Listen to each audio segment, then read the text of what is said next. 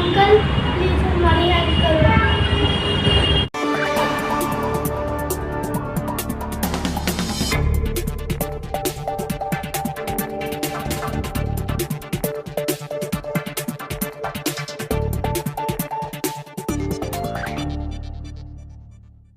नमस्कार, मैं हूं सुरेश झा। दिल्ली पुलिस का स्लोगन है शांति सेवा न्याय। अच्छा स्लोगन है, सुनने में भी अच्छा लगता है।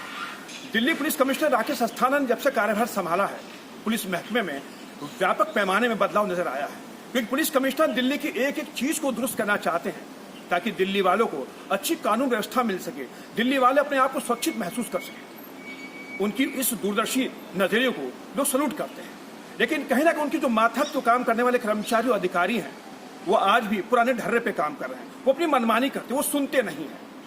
एक ऐसा ही वाक्य आया है बदरपुर का, जहां पर एक बुजुर्ग जो है 67 साल के बुजुर्ग आज न्याय मांगने के लिए दर दर की ठोकरें खा रहे हैं, लेकिन उनकी कोई सुनने को तैयार नहीं है। वाकया ही कुछ ऐसा है, उनके मकान पे कुछ दबंगों ने कब्जा कर लिया है और वो थाने जाते हैं, एसएचओ के पास जाते हैं, पुलिस के पास जाते हैं, एसीपी के पास जाते हैं, डीसीपी के पास जाते हैं, लेकिन उनकी कोई मदद नहीं करता है। थक हार कर आज वो मीडिया के सामने आए हैं, वो भी डरते डरते, क्योंकि उनको पता है कि जो दबंग है अगर उसके खिलाफ आवाज उठाएंगे तो शायद उसका नतीजा कल उनको उसका जो अंजाम होगा वो क्या भुगतना पड़ेगा वो कहा नहीं जा सकता। आज वही बुजुर्ग हमारे साथ है रामपाल, इनसे बातचीत करते हैं, जानने की कोशिश करते हैं कि उनके साथ जो कुछ हो रहा है आखिर पुलिस उनकी मदद क्यों नहीं कर रही, आखिर उनके साथ ऐसा क्या हो रहा है जो पुलिस ने भी हाथ पीछे खींच दिया। सर, आपका बहुत बहुत स्वागत है हमारे चैनल में। रामपाल जी, जो अभी आपने एक वाक्य बताया कि आपके मकान पर कुछ दबंगों ने कब्जा कर, दिल्ली देश की राजधानी है, क्या यहाँ पर ऐसा मुनासिब है? जी मेरे साथ हो रहा है। मैं बदरपुर में मकान नंबर 294 में रहता हूँ, मथुरा रोड पे। मेरा पड़ोसी दीपक और कपिल जो मेरे बिल्कुल बराबर में रहते हैं, वो दबंग टाइप के पैसे वाले लोग हैं। उन्होंने मेरे मकान में दीवार तोड़कर अब पीछे से कब्जा कर लिया है। मुझे पुलिस ने थाने में जाके बिठाया, मैंने न्याय मांगा। 1 महीना हो गया, वो लगातार मेरे घर पे कब्जा किए जा रहे हैं, दिन रात काम चल रहा है। आज की तारीख में वो लेंटर डालने वाले हैं और पूरी तरह से अपना कब्जा शो करना चाहते हैं कि ये मकान हमारा है। हमारा भाइयों का कुछ डिस्प्यूट था जो कि कोर्ट में चल रहा था, वो फाइनल हो गया। क्या हुआ है, वो हमसे कहते हैं कि तुम्हारे भाइयों ने ये ज़मीन हमें बेच दी है, लेकिन मेरे सामने कोई मामला ऐसा नहीं आया। अब बेचने वाले की और ख़रीदने वाले की दोनों की डेथ हो चुकी है। जीपीए 202 की बताई जा रही है, जबकि उन्होंने मुकदमा मुझे 208 में मेरे ऊपर किया और 16 में एलसी हुई। जबकि मेरे मामले में कोई भी मेरे भाइयों ने मुझे नहीं बताया। मेरे साथ न्याय किया जाए। मैं हर जगह धक्के खा रहा हूँ। मैं बुजुर्ग आदमी हूँ, हार्ट पेशेंट हूँ। मुझे नहीं लगता कि मैं दिल्ली में रह रहा हूँ। मेरा जन्म उसी ज़मीन पर हुआ है और मैं 67 साल की उम्र में वहीं मेरे बच्चे हुए, मेरे पोते छोटे छोटे हैं जो कि भय के साए में 1 महीने से जी रहे हैं। पुलिस मेरे को न्याय नहीं दिलवा रही है। मैं चक्कर खा रहा हूँ, लेकिन वो मेरी नहीं सुन। ये बताइए कि जो मकान है आपका, हाँ जी, जहाँ पर बताया कुछ दबंगों ने, जिसका अपना नाम भी बताया, उन्होंने कब्जा कर लिया है। हाँ जी। तो कब्जा किस तरीके से कर रहे हैं? उन्होंने आके आपको भगा दिया है, मार पीट के भगा दिया, कैसे कब्जा कर रहे हैं आपके मकान पे? नहीं, ऐसा है जी, मैं गरीब आदमी हूँ। पिछले हिस्से में मैंने लेंटर डाल रखा था, उसके नीचे एक होल था।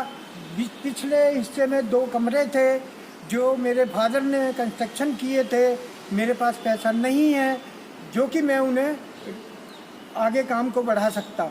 उन्होंने मेरी दीवार तोड़कर अपने घर से रास्ता बनाया और मेरा रास्ता मेरे घर में से ही ताला लगा दिया, दरवाज़ा लगा दिया, ताकि मैं अंदर इंटरफेयर ना कर सकूं, उनको ना रोक सकूं।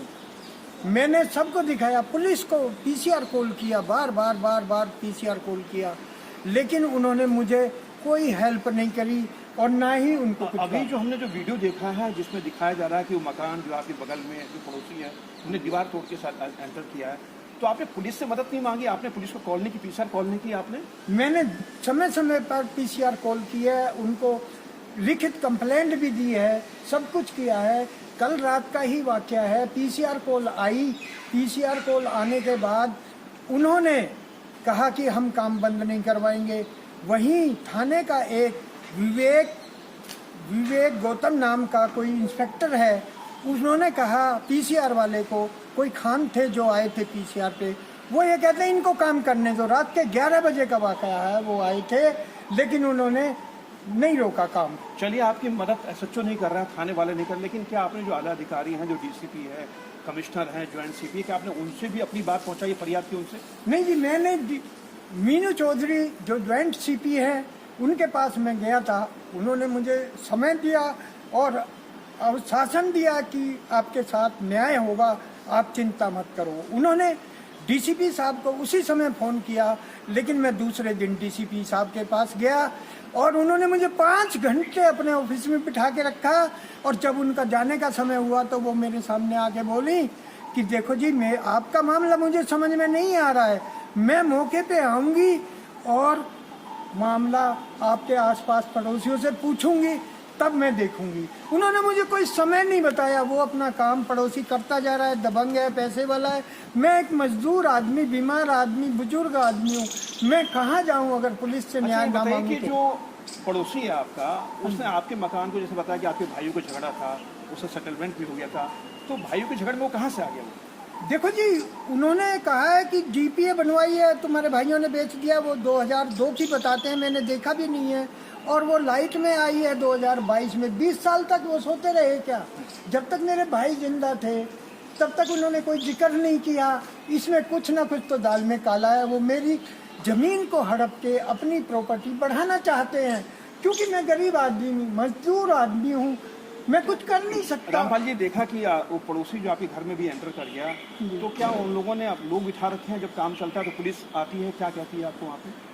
देखो जी, पुलिस मेरी मदद नहीं करती है और उनका साथ देती है।